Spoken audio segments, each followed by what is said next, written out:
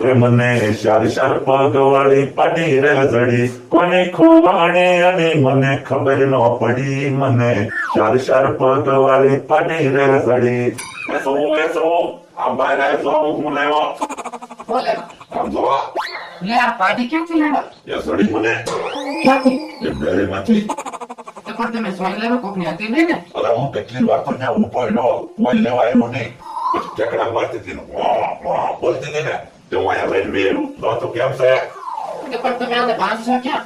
હવે ખટલાય રે હવે મારી ઢોરને થોડા ખાટલારે બાંધવાના હોય. પણ થોડોક ટાઈમ હું અહીંયા ખટલાય રે બાંધી પછી ફળિયામાં ઝૂંપડી બનાવી નાખી ઝૂંપડી બાંધી સામે હું ત્યારે ખવડાવશો હું? ચાકનો લોટલો હવે આ થોડી શાકનો રોટલો ખાય. તો ખીચડી પાડો છું હવે આ ઘાસ ખાય. ક્યાંથી ઘાસ લાવશો?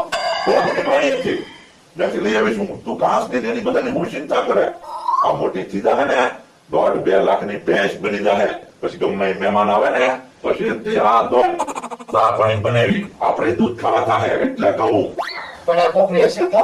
કોક આવું છે એમ કે અમારી પાર્ટી છે તો દઈ દે હું ત્યાં સુધી ભલે રે તું સામેથી કોઈ નહીં કહેતી અમને પાર્ટી ચડી આવે આડોશી પાડોશી કા ભોળા દાદાની હવા ખરાબ થઈ જાય અમારી છે તું કોઈ નહીં કહેતી હું હાંસવીશ હું પૂળો લઈ આવીશ અને હરવાનું ખવડાવીશ આમ સાંભળો તો કાંઈક માયામાં તો ભૂલ થઈ એવું લાગે.